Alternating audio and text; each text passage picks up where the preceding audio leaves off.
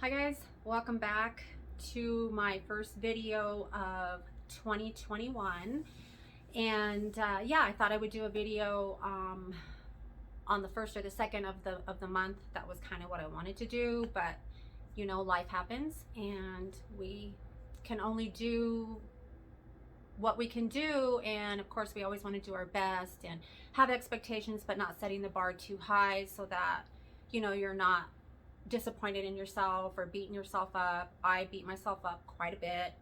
Pretty guilty of doing that. And this year I told myself I'm not going to set too many unrealistic expectations for myself, and also not expecting too much from other people, because that also gets us into trouble, and that gets me into trouble. And I'm really trying hard. I've really been working really hard. God knows I've been working so hard to just to have some peace and some serenity, some contentment in my life, and feeling like I'm okay where I'm at, and I'm where I'm supposed to be at this moment, doing what I'm supposed to be doing. And so yeah, I'm just trying to have that mindset of it's okay if today you're not feeling good, and you can only do a couple things, or it's okay if you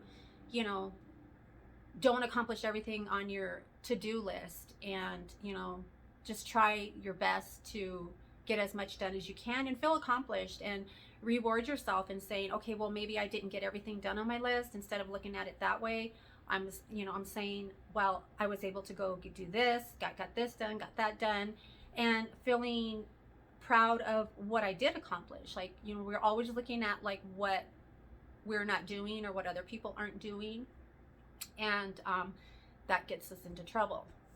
So yeah, I wanted to sit down and do this video with you guys. I've been wanting to do this for a while, and I just didn't really know what words to use, how to word it, how to not get too caught up in details. But it's just something that I really need to talk about, because I haven't talked about it in like 5 years or 6 years.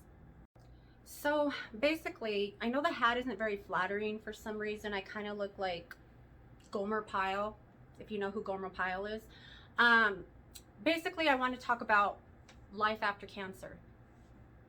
What does that look like for me, and what it's been since 2012, when I was diagnosed with they diagnosed me with stage 2 colorectal cancer, October 2nd, 2012, and leading into plans of a little bit of chemo, just one surgery, and maybe no radiation. They didn't really know for sure, but it wasn't looking too bad. The cancer was a really slow growing cancer, and they said I probably had it for a couple years though, which I guess was a good thing, that it was a slow growing cancer. And so with that, let me just back up to 2010. I woke up one day, and I'm not a big drinker. Like, I don't party and drink. I mean, I have in the past when I was younger, but I would have a beer on occasion on a weekend, and maybe more than a beer. But I woke up one day and I was just like, you know what? I don't want to drink. I felt the need to make things right in my life, with people, with myself, with, if I hurt people, I wanted to apologize to certain people, people that I could actually get a hold of or talk to, family, friends, anybody that I know that I, maybe was hurtful with words, because I back in the day could have been, my mouth was like a lethal weapon. And, I'm not making excuses for how I was, or, how I treated people. I wasn't like, a monster or anything. I just was always like in survival mode. So I was always like, fight, flight, or freeze. And it's like, okay, I got to survive. So, it was always just in survival mode. And that's because of everything that I had gone through. And that's another video. But that's how I felt. And at the time I was in a really abusive relationship, and I didn't realize how bad it was. When you're in it, you don't realize how bad it is. You know, you get through one day, you get through a fight, you get through, you know, whatever, and you think, well, it's not that bad. Well, because I was so used to abuse my whole entire life, you know, I have been guilty of attracting people that are abusive mentally. There was a couple that were physically, and you know, that's never good. No abuse is good. Mental abuse to me is worse than any type of abuse. But, and I don't want to stay on that too long, but I just want to lay it out that from 2010 and then to 2012, when I was diagnosed, I made things right with people. I stopped drinking. The person I was with turned out to be an alcoholic and also a drug user, which I found out like 2 years into the relationship. And I should have known that when I was diagnosed October 2nd, I don't know what day it was, I should know, but all I know is my life changed when I got that phone call. And the following weekend after my diagnosis, this person that I was with, because of the drinking and the extensive drinking and the drugs that I didn't know that he was doing, he got pretty volatile. And actually, I ended up flushing his drugs down the toilet when I found him. And that led to a humongous, I didn't think it was going to lead to physical, because he had never really been physical, you know, not like I never got hit or anything like that. It was always just really intense mental and verbal abuse. And so I flushed him down the toilet, and you know, he grabbed me by the back of my neck and threw me down on the ground. I literally bounced on the carpet. Like I bounced on the carpet. Mind you, this is the following week end of my diagnosis. Yeah, I know. Why did you even stay? So I don't want to get caught up in the abuse, because that could be a video in itself, but it kind of just goes hand in hand with what I went through. And I don't want to get carried off. I don't want to, I want to stick to what I'm trying to say, how my life changed after the cancer. Now that was just the beginning of a nightmare that I had no idea how much worse that it was going to get. And I didn't realize it could get any worse than being diagnosed with cancer and being abused, and you know, dealing with that diagnosis and not knowing if you're going to live, not knowing. At that point, you're just you can't even think. Like everything is just like, life is just going on, and you're just like in your own little world of, am I going to die? You know, oh my God, like, okay, I can get through this. God's brought me a long way. You know, this is just a bump in the road. And that's really how I looked at it, was like a bump in the road. They told me, you know, what I would need to have done and whatnot. I had to have multiple colonoscopies, which if you've ever had one, they're a nightmare. And I had to have multiple, because they had to do one to find the cancer, then they had to do one to stage the cancer, then they had to do another one before my surgery. And I ended up having 3 colonoscopies before my first surgery. Now, before my first surgery, I had to have a 4th one, because, you know, obviously they have to clean you out. So basically, going into surgery, that was the game plan. A little bit of chemo, maybe no radiation, 1 surgery. When they got into the first surgeon, actually, that I saw, I had to go to a specialist. The first surgeon that I saw, he wanted to just take my colon out. Like, he said, it's too close. It's too close in the rectum that I don't want to take a chance, because you still have muscle there, but you know, you're not going to have full muscle there, which was like freaking me out, because I was like, oh my God, so I'm going to just be like pooping in my pants. Like, what am I going to have to wear a bag for the rest of my life? Like, what? It was just a nightmare to hear. And you know, hearing all that and hearing what your options are, and him saying, you know, no, like, this is what I want to do, this is what we need to do. And he said, you know, I'm not willing to do the surgery, it's too risky. So he referred me to somebody, thank God, that and his name was Dr. Brown. My surgeon specialist was Dr. Brown. He's the one who did both of my surgeries. And so the first surgery, so I went and saw Dr. Brown. The diagnosis was stage 2. Okay, so the day of my surgery, November 26th. So I had to go from October 2nd to November 26th, knowing that I had cancer in my body. Knowing that I'm going to have to be off of work, or if I die, I'm not going to work. Like, I literally didn't know what was going to happen. So fast forward to November 26th, I had it was like a 7.5 hour surgery. It was a major surgery. And come to find out after the surgery that when they got in there, it was actually stage 3 cancer. And so that changed the whole game plan for me. I didn't know it. I woke up with a ileostomy bag, and initially they had said that I might have to wear it for like a month or two. I think they did say that that would be a possibility. Well, it turned out because it was stage 3, they had to go in and take more out, some of my intestines. They had to rebuild my rectum, and change the game plan. Now we're at stage 3. If they had known it was stage 3, if the specialist had known it was stage 3, he said he would have taken my colon out also, and I would have had a bag for the rest of my life. That's a nightmare. Just having one for a day was a nightmare, and I had to wear one for 9 months. So I had to wear one from November 26th until July 26th of 2013. Okay, I had to be off of work, obviously, medical leave. Again, am I going to live? Am I not going to live? Still in the abusive relationship. Having to go to doctor's appointments. I couldn't walk. I couldn't cook. I couldn't barely go to the bathroom by myself. Like, I needed 24-hour care. I did have family that helped me. My daughter, my mother, my daughters helped me. And he was there. He took care of me, but he was also abusing me through it. He was laughing at me because I couldn't bend over.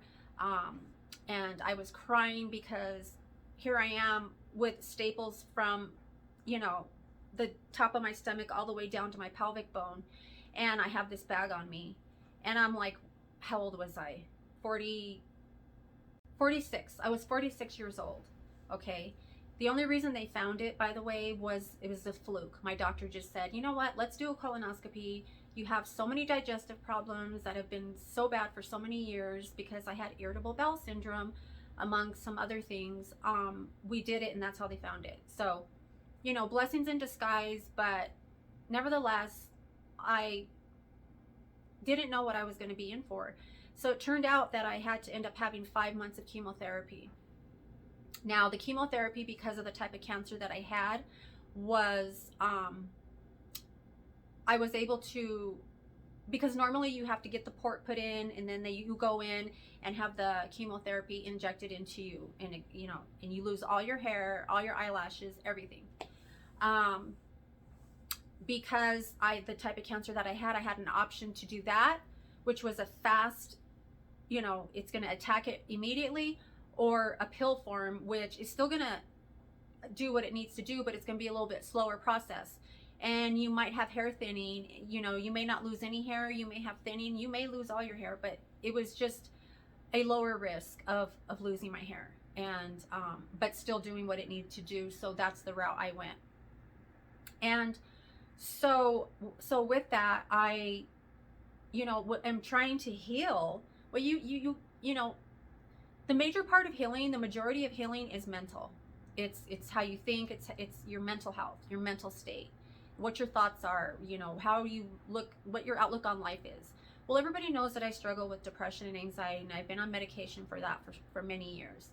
And that really put me in a worse depression state. And but I still had my faith in God, and I was still, even though I was going through that, I knew that God had a plan, and I knew that there was something bigger in this, whether it was for me to learn, other people, all of us. I didn't really know at the time. So as a result of that, I was off of work from November 26th to July. Wait, I take that back. I had to go back to work in June with the bag, mind you. And you can't eat certain things. I couldn't eat because it would make noise. It would sometimes fall off. It was a nightmare. So I had to go back to work in June till my second surgery in July. And I had to work a whole month like that. It was humiliating. I was 115 pounds.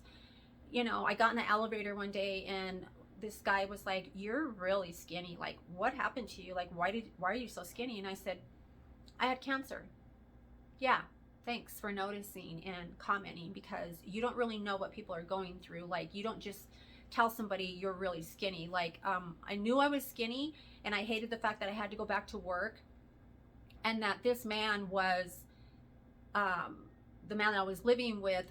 I thought we were going to get married, you know. I thought that, you know, he was going to change, and he loved me, and he really loved me, and he was a really good person, and he was so two-sided, two different people, Dr. Jekyll and Mr. Hyde. And I thought we're going to get married, and I thought I won't have to go back to work because he'll marry me and put me on his insurance so that I won't have to. Nope, wasn't going to marry me. Nope, I guess you got to go back to work, you know. And so I worked, and so I had my second surgery July 26, 2013. They reconstructed me. They put my small intestine back, hooked me back up, all my plumbing, and it was a nightmare. I went from, after I got out of the hospital, I went from using the bathroom from 5 times a day to about 25 or more times a day. I literally lived in the bathroom. That was the first year. For the first year, now I had chemo. I had 45 treatments of radiation. So during this process, I was having to go in and get radiation. Okay, so I had 45 treatments of radiation, which made me sicker than the chemotherapy. It made me so sick, so nauseous. I felt horrible. I literally felt like I was dying. And so, you know, going through radiation, chemo, being abused, having to go back to work, and telling myself, like, what are you still doing? Like, I wasn't even strong enough to make a decision to end the relationship, you know, because I couldn't even think straight. I didn't even have time to, you know, I prayed constantly, and I just knew that, you know, things were going to change. I didn't know how much they were going to change. I knew that this relationship had to end. And sadly, it continued on, and I was abused through it, and I got through it. Right after my second surgery, he had moved in with me. So right after my second surgery, I made a decision. He was abusive the night before. I was sleeping in the other room, and the night before, the day of, he came in and said, "I'm sorry for the gazillionth time. I'm sorry. I didn't mean to do that. I didn't mean to say all that." And at that point, I was just like done. I was done. I still loved him. Why? I don't know. Our heart is a crazy thing. So I told him, "I'm not going to be home when you get home." And he's like, "Oh, come on. Like, you don't mean that." I'm like, "I'm not going to be here when you get home." Okay. Well, he went to work. I had already planned, I got a U-Haul, my family came, I couldn't do anything, so they literally had to pack all my stuff for me, furniture, everything. I left him a TV tray, and a lawn chair, and some dishes and some pans. I didn't take any food, but I literally took everything out of the house, like everything. You know, he had enough he could eat, had a chair, table, sit on, he had some dishes to eat with. I could have taken everything, and I did it because of my heart, and that's not the type of person that I am. So fast forwarding, I don't want to talk about the relationship because that is a big part of it, but the biggest part for me is the fact that I worked from age 14 to they medically retired me in 2015. It wasn't by choice, but it was actually a blessing. Although I had to go 2 years without any income, I had to apply for disability.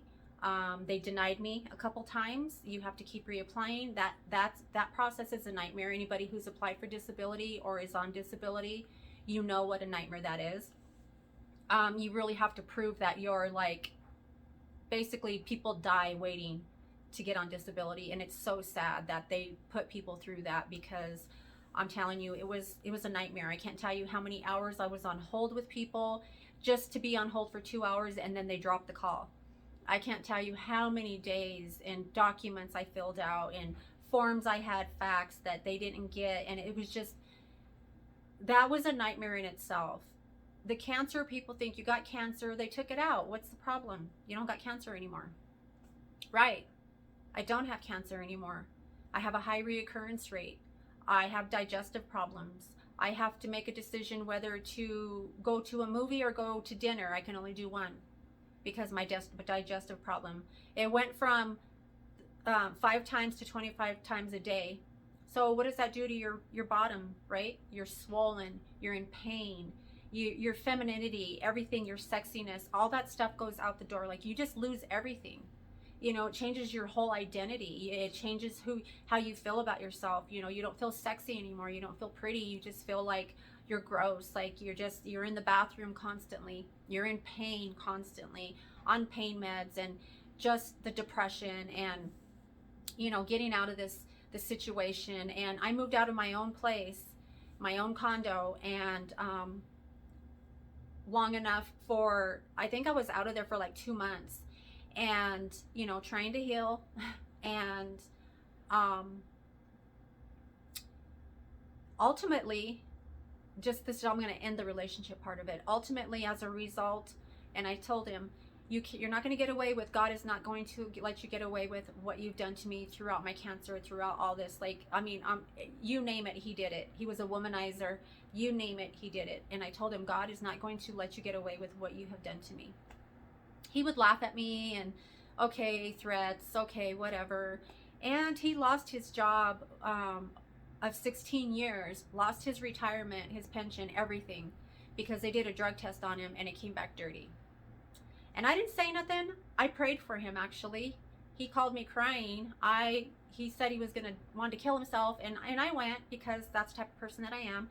I went and I sat with him. I actually stayed the night with him because he just cried the whole entire night, and I prayed with him. And, you know, I knew that I didn't want to be with him anymore. I knew that I had no intention of being with him anymore, although he was begging me. He got a ring. He got on one knee and proposed to me. And it was just like, nope.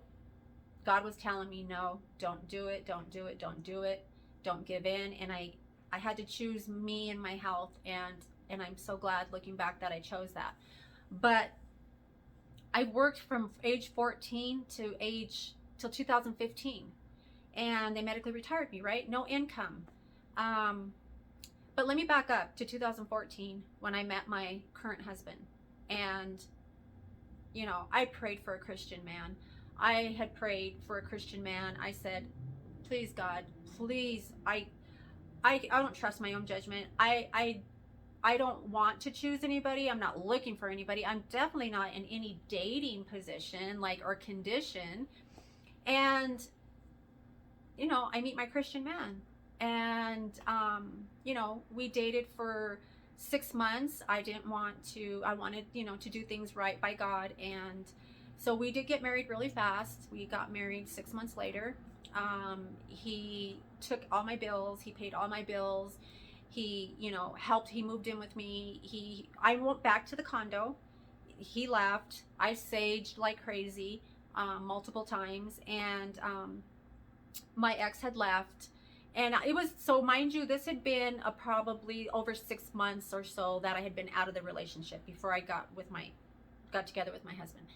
And so I was still vulnerable, you know. Like I said, I was in no condition or position to be making decisions.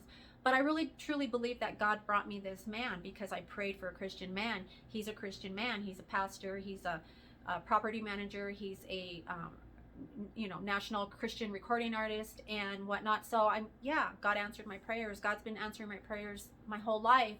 It's just getting me through all these things. Well, the biggest factor for me with the whole cancer and everything that happened from 2010 to current is I prayed. They told me that I was going to probably have to use the bathroom more often, and that I would, you know, feel like I was done, and then I would have to go again. And they said that, you know, it would be like that. Well, the first almost 3 years, I was in the bathroom. The first year was 5 to 25 times. Then as time went on, another year, it was like 3 or 4 times on a good day to 10 times, right? Not so bad. Horrible, but not so bad from what I was going through. And doing sitz baths. I take Epsom salt baths every day, still to this day, but I'm a bubble bath queen, so that's why I do that. And it also helps my pain. So yeah, I went from that to, I can tell you, this past 1.5 to 2 years, I have gotten so much better. I can't work. Every day is unpredictable still. I still wake up and don't know if I'm going to have a bad day. I've tried volunteering. I've tried, doing things that I can't commit to anything. I can't work a job because I don't know if I'm going to be in the bathroom all day. And on a good day, I went once or twice, and it's like, wow, like that's great. Like today's a good day. But I'm just on my 6th day of having a really bad flu because I get sick really easy. I thought it was COVID, and I was freaking out, and I'm like, I've been tested twice for it already, and it's been negative. So I thought, go get tested, and I'm like, well, I'll wait it out another day or so. So I'm feeling a lot better. I'm not 100%, but for the most part, it's a good day. And this past year to 2 years, it's gotten so much better. And I'm telling you, I stay in prayer. I mean, 7 days a week. I'm not lying. I'm not joking. I'm not exaggerating. And I'm not saying that, you have to be in prayer 24/7 to have faith and believe in God. And my faith and my belief in God is what has gotten me through my entire life. And still trying to understand, we'll never understand God's reasonings for anything. What was the reason? What was the lesson in that? Why do I keep having so many lessons to learn? And when will you learn the lesson and finally get it? Like, I'm always trying to be, listening for God's voice, listening for his promptings. And that's what he does with me. He puts things on my heart. I feel it strongly. And I know as he's guiding me, and I miss it, a lot, because we all do. We all fall short of the glory, and we're never, even though I'm praying, I'm crying on the floor at the same time, throwing a temper tantrum. Things aren't great. I'm tired of being home. I can't work. They have Instacart and all that stuff. Like, I can't go out and work on a good day because I can't make money because I'm disabled. And, literally, I can't volunteer because they want you to have a schedule. I did finally get a place to that I was trying to get in with. It's a Christian nonprofit organization called Hope House. So I finally got in touch with them. Then COVID hit, and so now my interaction with them is minimal. But hopefully it'll pick up, as we get through this time, or as things lighten up a little bit. But my biggest thing is that I went through so many changes, and it's been such a roller coaster ride, from going from working my entire life to being home, cooking and cleaning, and I prayed when my kids were growing up, because I was a single mom, and I prayed, I just want to be a stay-at-home mom. I'm so tired. It's so hard. I wasn't getting help from their father at all. Not a day did I get from him. Never once did he take the kids. To this day, he doesn't even know his grandkids, and we have 8 grandkids, and he has 10 kids himself, and probably has who knows how many grandkids all over the state of Colorado and other places. And I was administrative. I worked for social services. I dressed up cute every day. I wore heels every day. I don't go to work anymore. I don't get to dress up anymore. I dress pretty much, everybody's like, why are you so dressed up? It's like, I'm not dressed up. Like, I'm just wearing what I have, and I want to feel good about myself. So, I'm really into doing my makeup and how I look, and I've always been that way. I've always made sure my hair was nicely, dyed and styled, and my nails always done, and my makeup and everything. I've always been that way before I even got sick. But my biggest thing is just trying to find out my purpose, going so many years working to, you can't work anymore, you can't do anything anymore, to trying to find hobbies, trying to, take my mind off of things, doing other things, keeping myself busy, making this YouTube channel, which I thought, what, I love to talk. Why not? I'm not a professional, and they're long and they're not the best quality, but I'm getting, this is like a form of therapy for me, and hopefully a form of therapy for other people who may be struggling the same way I have. And I didn't go to any support groups, and I don't know why I didn't. I kept saying, you need to call and go to a support group.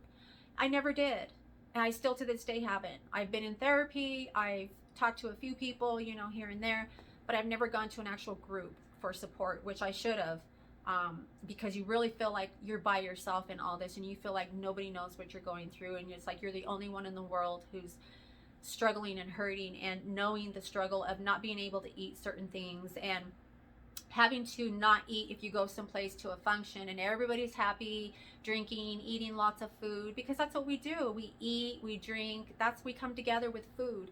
And food became my enemy. And I went from 135 pounds down to, right now I'm at 125. I was back up to 135, but every time I get sick or stressed out, I don't eat. And I could drop 2 pounds, 3 pounds in a week. So right now I'm struggling with putting the weight back on. So that's been a battle for me because I only eat once a day. I get back into my routine and I'm like, okay, have a yogurt, and I can only eat certain things. Sometimes a piece of toast will make me go to the bathroom 5 times. And sometimes I could eat spaghetti and be perfectly fine. There's no rhyme or reason to what I have going on. This is something I've had for years and years. The colorectal intensified it, and really, you don't want to have irritable bowel syndrome or any type of digestive issues with colorectal cancer, because the two combined, I could very easily just put myself out of my misery. But I have more things to be grateful for and thankful for because of the good days that I have, and I appreciate the good days. And let me tell you that I'm still trying to figure out what my purpose is. And I'm finding my way slowly, gradually, with a lot of depressions, with a lot of dark, let me tell you, dark days and dark nights and sleepless nights. I haven't had a full night's sleep since 2012. And I sleep when I can. And the good thing about being medically retired, is that if I'm having a bad night and I don't sleep all night, I don't have to worry about calling in sick. I don't have to worry about taking time off of work and having my coworkers, be mad at me, because that's how it was. Like, everybody was always mad at me. They were like, you don't have cancer anymore. Why are you calling in sick? Because I have the lifelong side effects that they told me that I was going to have. And with that, they said, it's going to be a lot, the rest of your life. Okay. Well, it was pretty bad the first few years. It's still not great. But you know what? God has healed me so much than they said that would happen. I'm still in pain a lot. I still have pain. I still go to the bathroom multiple times. I still have bad days. But I have more good days now than I did 3 years ago.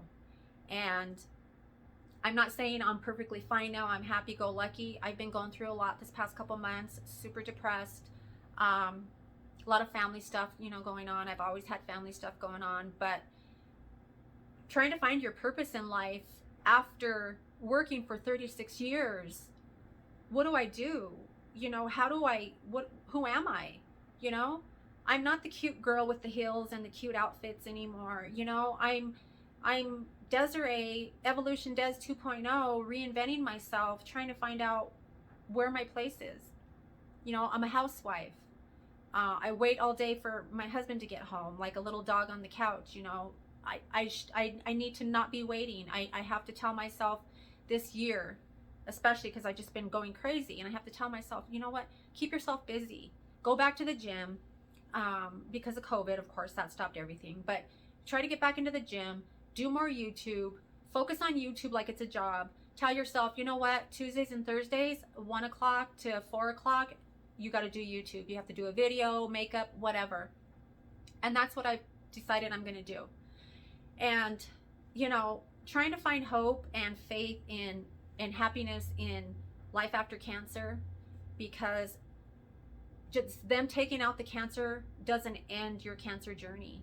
It does not end for you. And anybody who's had cancer, who knows somebody who's had cancer, who's lost somebody with cancer, my sister died of breast cancer, you know what I'm talking about, and the struggle, and that you feels like you're alone, but I know that we're not alone. I know that I'm not alone. I know there's so many other people out there. And if I reached out more, I would